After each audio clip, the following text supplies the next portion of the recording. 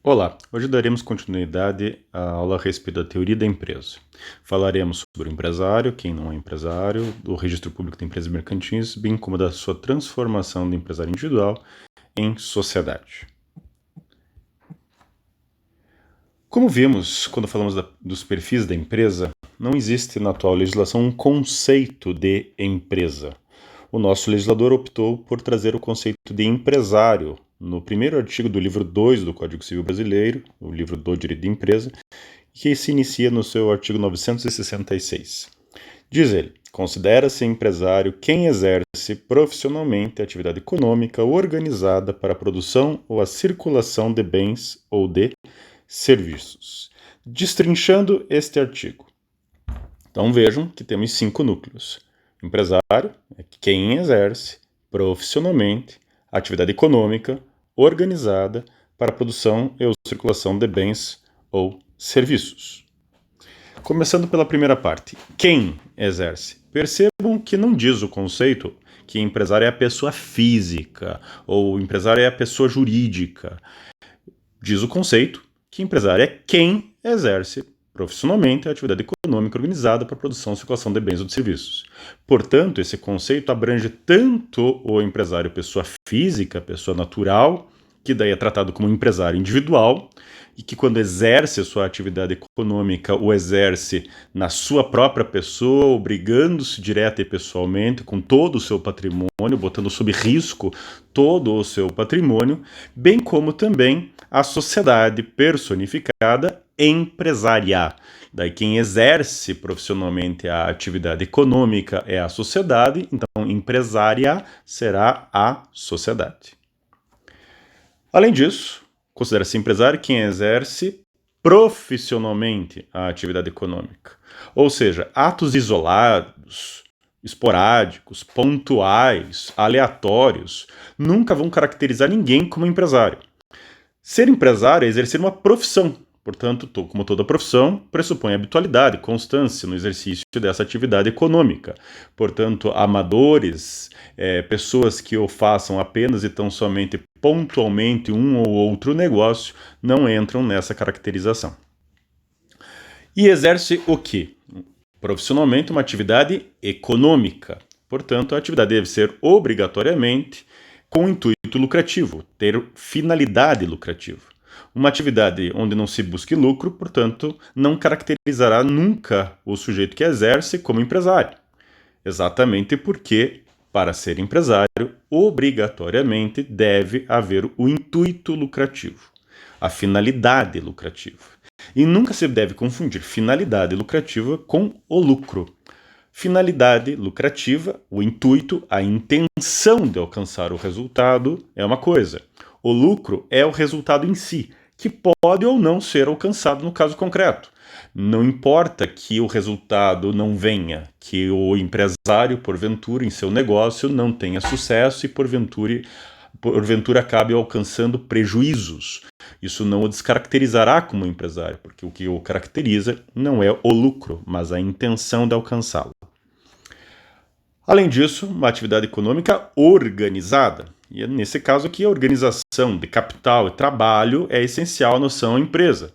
Organização de capital, todo o conjunto de bens organizados pelo próprio empresário para exercício da atividade econômica, que inclusive é a ideia do próprio estabelecimento, e de trabalho, próprio de terceiros. Não precisa, para alguém ser considerado empresário, ter um único funcionário sequer. Pode, inclusive, o empresário fazer a atividade sozinho, mas poderá ele ter colaboradores, obviamente.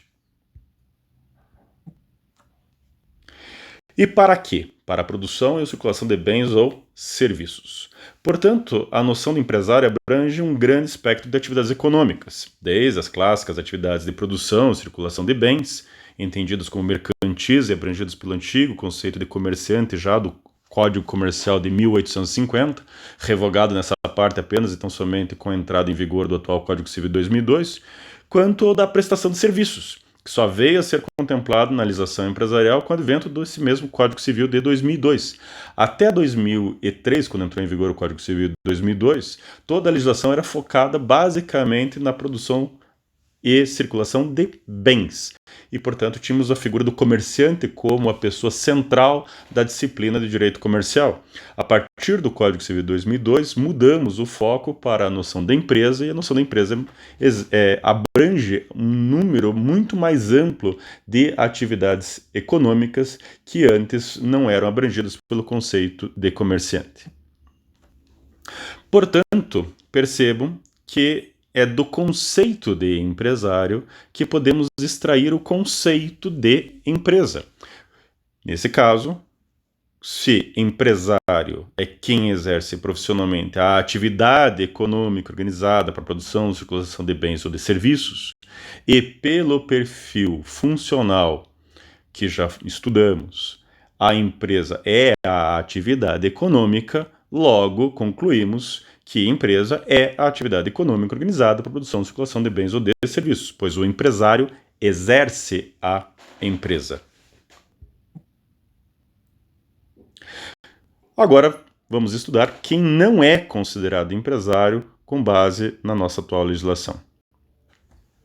No parágrafo único do mesmo artigo 966, preocupa-se o legislador em trazer quem ele não considera empresário.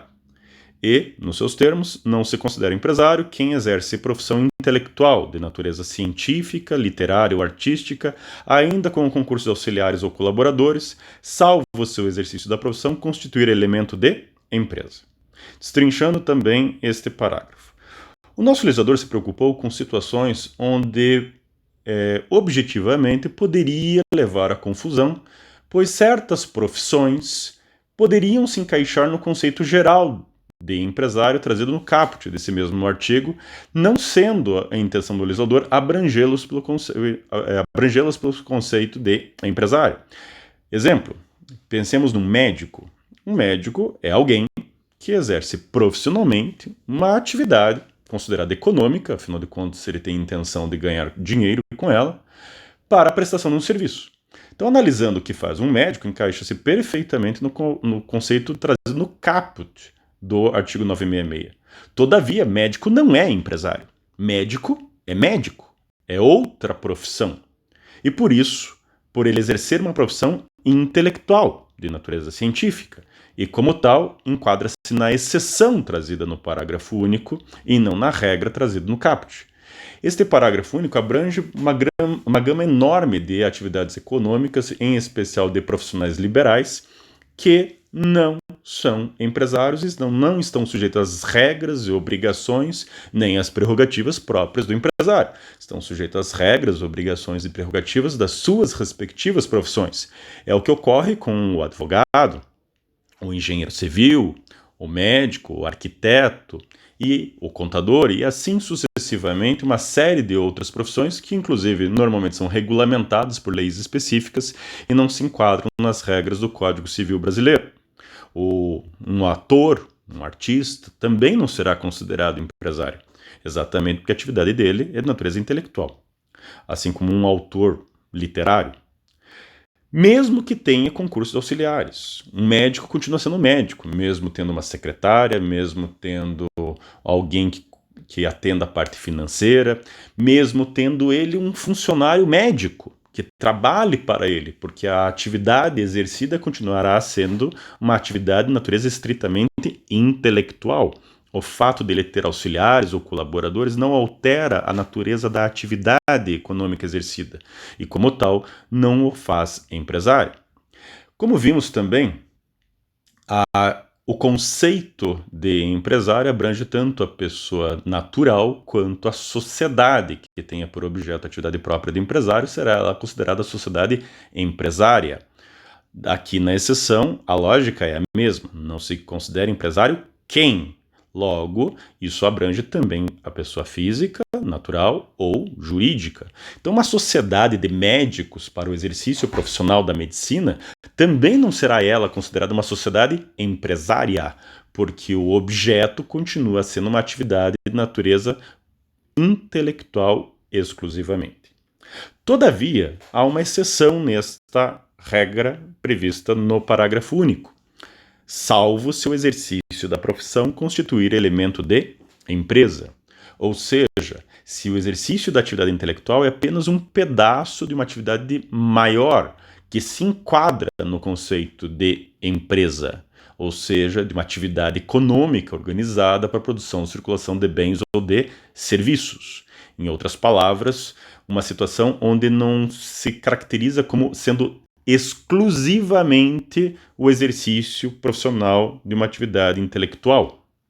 Exemplo, se pensarmos num hospital, no hospital há a prestação de serviços médicos, mas não apenas isso, também há a alimentação, que é cobrada dos pacientes, o que é comercialização de bens. Você tem a cobrança pelo tempo utilizado no leito, que segue basicamente as regras de hotelaria, locação de espaço.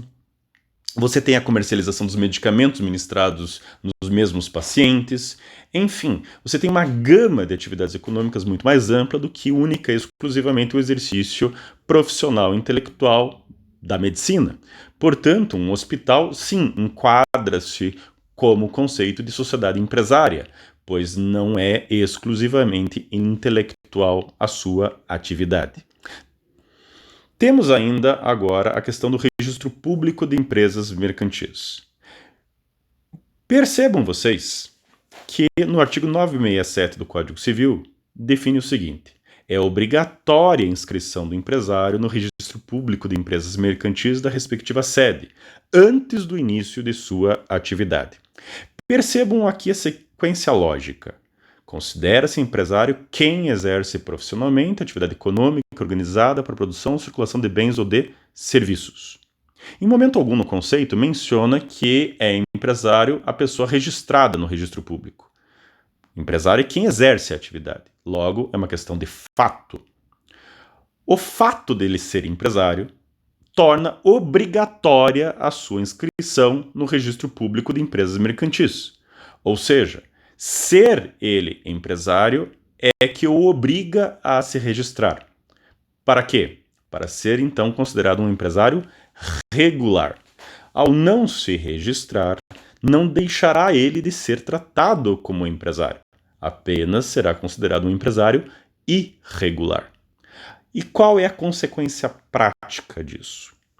Como profissão que é, o empresário detém tanto obrigações como prerrogativas, ônus e bônus. Os empresários regularmente registrados, ou seja, os regulares, a lei a eles atribui tanto o ônus quanto o bônus, tanto as obrigações quanto as prerrogativas. Aos irregulares, as obrigações são as mesmas. Obriga-se o empresário, pouco importa se regular ou não. Agora, caso ele seja irregular, não terá ele direito às prerrogativas próprias do empresário. Exemplo: falência e recuperação de empresas. No caso de falência, é um tanto quanto intuitivo imaginar que não é algo positivo ao empresário em dificuldades financeiras ter sua falência decretada. E a lei de falências define taxativamente que está sujeito à falência ou a empresário ou sociedade empresária, não fazendo distinção se regular ou irregular. Agora, a mesma lei, quando trata da recuperação judicial de empresa, que é um benefício ao empresário ou sociedade empresária em dificuldades, a estes somente os regulares podem ter acesso. Ou seja, a recuperação judicial é um instituto apenas aos regulares, não podendo o irregular ter acesso a ele. Esse é apenas um de vários exemplos. Qual é o sistema nacional de registro que nós temos? No Brasil, temos o SINREM, Sistema Nacional de Registro Mercantil, que tem como órgão central, no topo da pirâmide, o Departamento de Registro Empresarial e Integração, o DREI, que basicamente é um órgão vinculado ao Ministério da Economia, ao qual compete basicamente estruturar todas as regras sobre os registros de empresa em todo o território nacional. Abaixo dele, e a ele subordinado, administrativamente, em termos de função de registro, estão as juntas comerciais dos estados e do Distrito Federal. Cada unidade federativa tem a sua. São, como regra, autarquias estaduais, mas que exercem uma função federal. Temos esta peculiaridade. Apesar de estar, no que diz respeito às normas de registro, vinculados a uma lei federal e a um órgão central federal, que é o DREI, as juntas comerciais são independentes entre si. Cada unidade federativa tem a sua e a estrutura independentemente. Abaixo delas, por uma questão apenas de organização interna, cabe às juntas comerciais a criação de delegacias e unidades descentralizadas, que basicamente são longamanos da junta comercial, para facilitar o acesso a documentos e ao registro aos empresários e sociedades empresárias nas mais variadas localidades dos respectivos estados. Cada unidade federativa só tem uma única junta comercial, competente para registrar todos os atos atinentes aos empresários e sociedades empresárias daquela respectiva unidade federativa. Obviamente que não seria conveniente que só tivesse um único escritório, a junta comercial, na capital, o que não atenderia às demais cidades de forma eficiente. Então, para isso, pode a junta comercial criar delegacias e unidades descentralizadas para atender a todos, naqueles locais onde ela entenda que há necessidade, há volume de demanda que justifique a sua criação. Mas continua sendo uma única junta comercial. No que diz respeito às alterações de informações do empresário e de sociedades empresárias. Obviamente que o registro é para tornar público o que nele for registrado. Essa é uma questão básica de qualquer registro público, tornar públicas as informações nele registradas. De nada adiantaria o empresário registrar-se perante a junta comercial do respectivo estado, trazendo todas as informações determinadas pela lei e, no momento seguinte, alterando faticamente alguma daquelas informações, como, por exemplo, o endereço da sua sede onde exerce a sua atividade econômica, não levasse essa mesma informação a registro, o que faria com que o registro ficasse desatualizado e, portanto, inútil.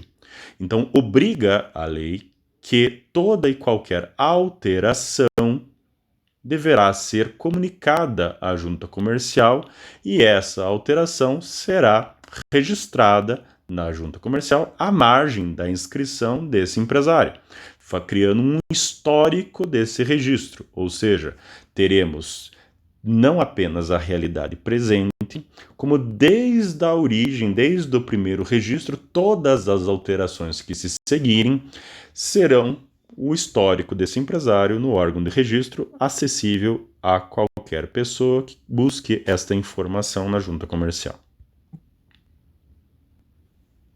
No que diz respeito à transformação do registro de empresário individual em sociedade. Como já tratamos, o empresário individual é pessoa física, pessoa natural, e, portanto, não há separação patrimonial, não há distinção de personalidade jurídica, não há limitação de responsabilidade quanto às obrigações assumidas pelo empresário individual em seu próprio nome perante os credores que ele, porventura, tiver. Neste caso, pode ser que, inclusive, este sujeito, pessoa natural, pessoa física, resolva montar uma sociedade para dar continuidade à atividade econômica por ele exercida. Não mais tendo ele interesse de desenvolvê-la sozinha, mas querendo, por exemplo, admitir um sócio. Ou, atualmente, conforme prevê a nossa atual legislação, inclusive transformar o seu registro de empresário individual em sociedade limitada unipessoal, que é uma das opções atualmente, sem necessidade de admitir um sócio. Nesse aspecto, o parágrafo 3º do artigo 968 do Código Civil prevê taxativamente que, caso venha a admitir sócios, o empresário individual poderá solicitar ao Registro Público de Empresas Mercantis a transformação de seu registro de empresário para registro de sociedade empresária, observado no que couber o disposto dos artigos 1113 a 1115. Os artigos referidos são os que tratam da transformação. Nesse caso, percebam aqui que não é um registro novo, do zero, é uma transformação de uma situação jurídica, empresário individual, em uma outra, que é o de sociedade personificada. O parágrafo 3º menciona caso venha admitir sócios, porque quando de sua redação não havia no nosso atual país qualquer possibilidade de montar ele uma sociedade sozinho, algo que a partir de 2019, após a Lei da Liberdade Econômica, o Código Civil foi alterado, admitindo sociedades limitadas unipessoais. Então, nesse caso, nada impede que ele busque a transformação de empresário individual, registro de empresário individual, para o registro de sociedade personificada, sociedade limitada, unipessoal, sem que, portanto, haja necessidade de admitir sócios para isso. É uma forma de facilitar a organização do empresário, que pode iniciar como a atividade sozinho e, na sequência, eventualmente, querendo ampliá-la, buscar uma nova organização, inclusive com novos sócios ou não. Por hoje é isso.